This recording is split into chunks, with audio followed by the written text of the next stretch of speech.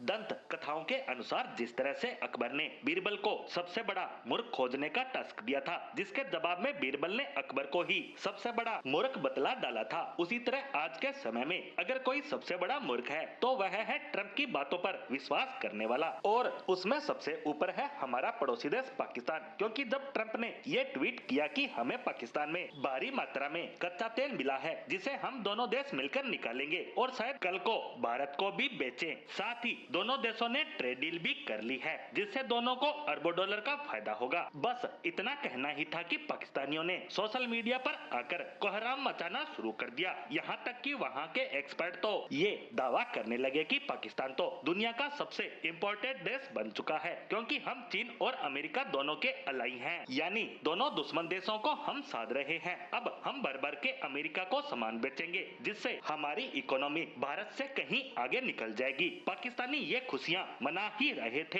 कि ट्रंप एक बार फिर से ट्वीट करते हैं कि हम डील के बाद भी पाकिस्तान पर 19% टैरिफ लगाएंगे। वहीं दूसरी तरफ ये खबर भी सामने आई कि पाकिस्तान ने अमेरिका से कच्चे तेल की खरीद को लेकर एक बड़ी डील फाइनल की है, यानी पाकिस्तान को उन्होंने अपना महंगा कच्चा तेल भी चिपका डाला। और इसके बाद पाकिस्तानियों की हालत का क्या कहना। उन्हें तो कहा गया था कि अमेरिका उनके देश में निवेश करेगा और फिर दोनों देश मिलकर कच्चा तेल निकालकर एक्सपोर्ट करेंगे। यहाँ तो अमेरिका अपना ही कच्चा तेल चिपका गया। दरअसल अभी तक पाकिस्तान का ज्यादातर कच्चा तेल यूएई, सऊदी जैसे देशों से आता है और बाकी का ईरान से स्मगल करके यानी 2 नंबर में पाकिस्तान लाया जाता है, जो कि इनकी जरूरत का 15 से 20% तक है। ऐसे में इनकी सारी जरूरत नजदीक से ही पूरी हो रही है तो ट्रांसपोर्टेशन भी कम पड़ता है। वहीं अमेरिका का रास्ता इससे 17 से 18 गुना तक लंबा है, यानी किराया भी कम से कम 10 गुना तक ज्यादा पड़ेगा पाकिस्तान को अमेरिका से तेल खरीदने पर, क्योंकि कहां 1300 किलोमीटर और कहां 22,000 किलोमीटर का रास्ता। साथ ही अमेरिका पाकिस्तान को